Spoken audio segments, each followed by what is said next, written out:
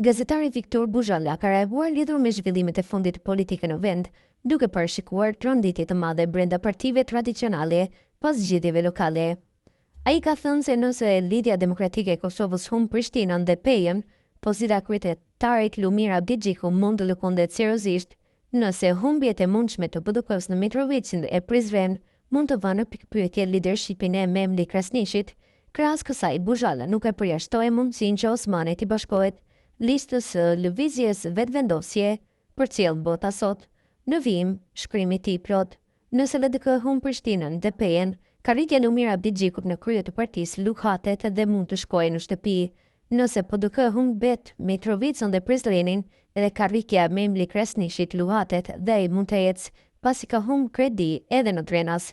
Pra, ne mund të shkojmë në zgjedhje të jashtëzakonshme me PDK-n e LDK-n me kryetar të tjerë, ndërkohë Vjosa Osmani mund të bashkohet listës së vetëvendosjes. Ngjarje interesante na presin, ka thënë ai ndër të tjera.